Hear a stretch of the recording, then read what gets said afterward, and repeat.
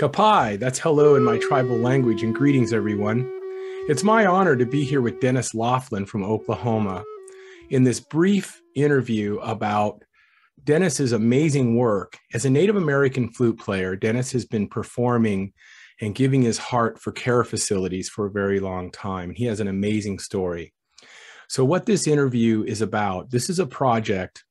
Dennis is one of my apprentices and has taken lessons from me for a long time. And as part of his capstone project to graduate, we are creating this video to answer some questions for those who also may be interested in sharing their flute medicine at care facilities and in that way. Dennis is quite the expert of that subject. So I'm just very, very grateful to be part of his journey, and I hope that you find this interesting. All right, let's get to it.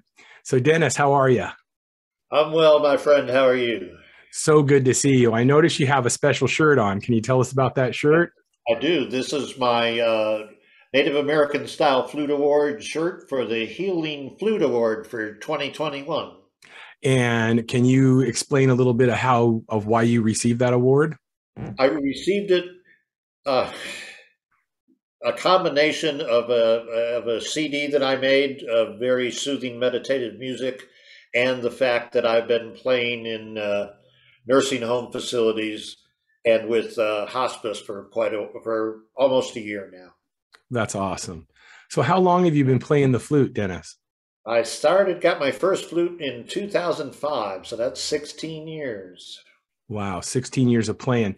And even before you played in hospice, you actually had shared it with others, I'm sure, over that journey for a very long time.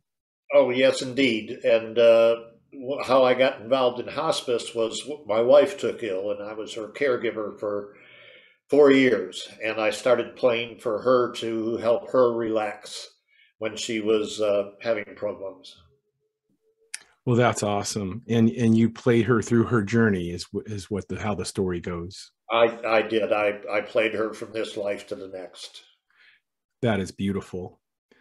So from that is how you got started in playing for those other care patients and sharing those songs.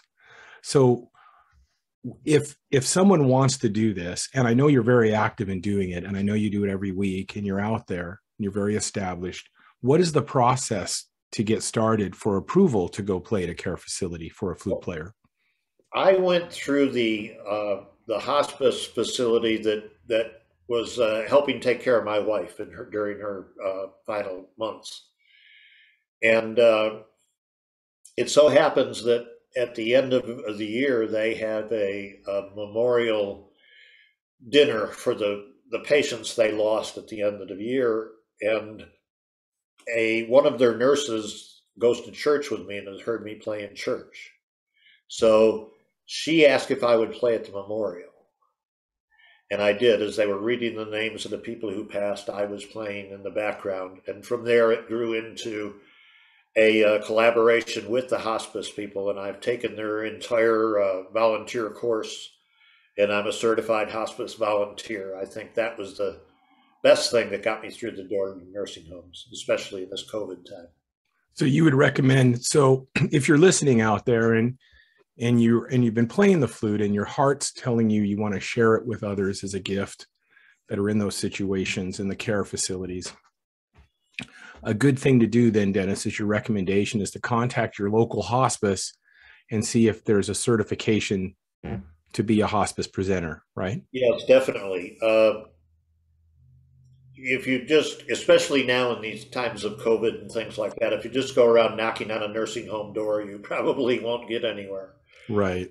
I went through the hospice volunteer certification, and then their volunteer coordinator is the one who got the doors open, and I now play 4 separate nursing facilities, 2 each week. Wow, that's beautiful. What a way to pay back and to share the flute. Because as we all know, there's like a movement out there where as adults we become children again, and we all play our flutes and we want to have fun, and that's great, and collect flutes and whatever. But how purposeful when you can become a song keeper, and you can create your songs like you did in working for your album, that album that we worked on together. And what's the album's name again? Inner Tranquility. Inner Tranquility has a collection of songs that you went through a process. I was there to see it, and you wrote all these beautiful songs for healing, and then to take those songs and to gift them back to people that need it the most. Dennis, I admire you so much for what you've done, and it's so inspirational.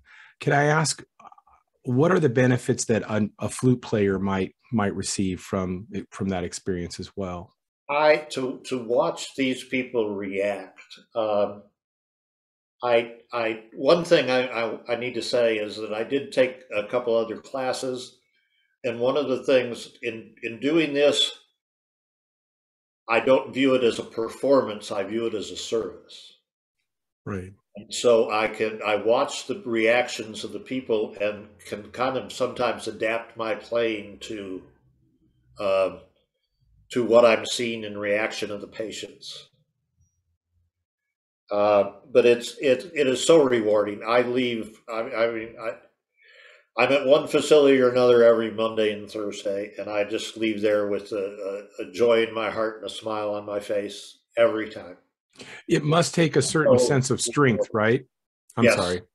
Yes. Yeah. So you have to, you're in these places, and there's folks there that are really hurting, and it must, you have some empathy. Have you had times where you left and you actually felt affected from some of the interactions? Where you... Definitely. You see some people, a lot of these facilities, the people are suffering from dementia and things like that, and you see somebody very hyper and kind of wired and things, and as you play, you watch them calm down and soothe themselves, be soothed by what I'm doing for them, and it's just so very, very, very rewarding.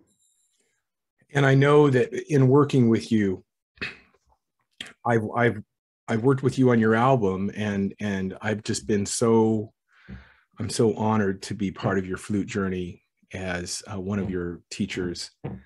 And in working with you, what I've been really impressed with is your preparation. I mean, when you wrote those songs, the amount of thought and preparation that you put into each one, and actually becoming not just someone who plays random melodies, improvisation, because, quite frankly, anybody can do that. But you've actually developed that skill, and you worked on it, and that focus, and then you take those songs that you put so much preparation in and you share them. Can I just ask you, what's that like when you match one of the songs that you've really put your heart in and your time in to write and create, and then you match that song to someone you're playing for in a care facility? What does that make? What is that like? Can you share that? It's hard to describe.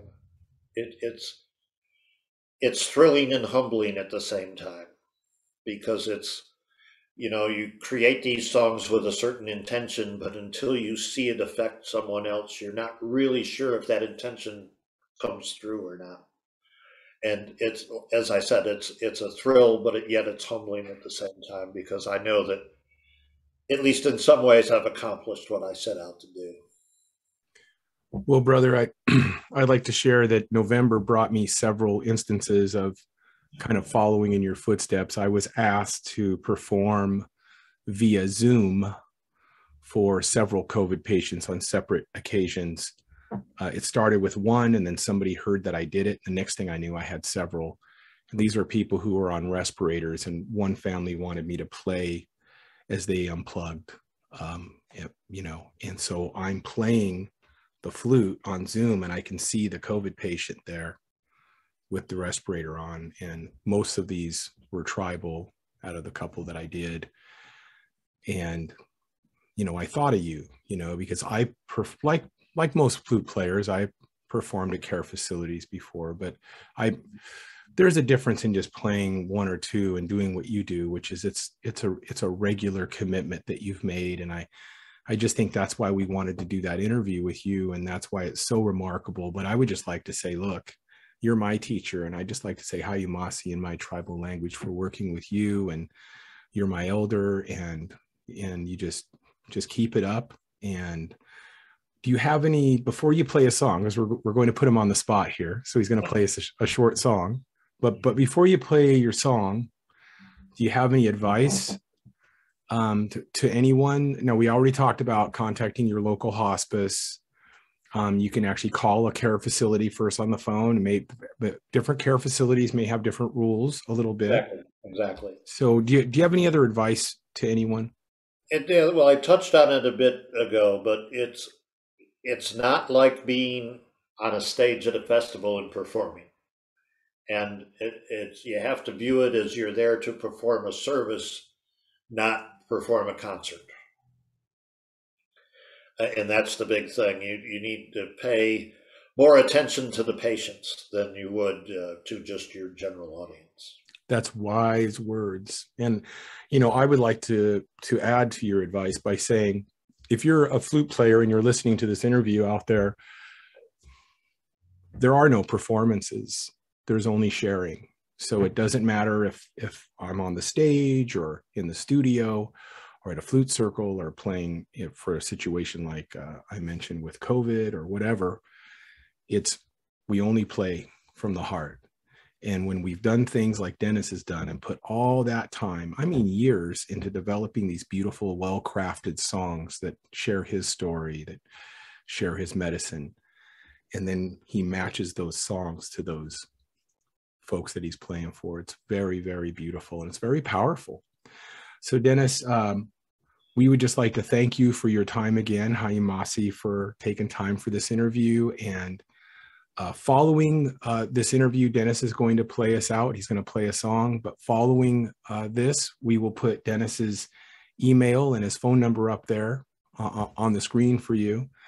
And if you have any questions, or there's anyone out there who would like to pursue playing for hospice or care facilities, Dennis is here to be of service and to help you further in that regard. So Dennis, what's the song you'd be playing for us today? This is called Beauty, Balance, Blessings, and it was written with the intention of being a prayer song.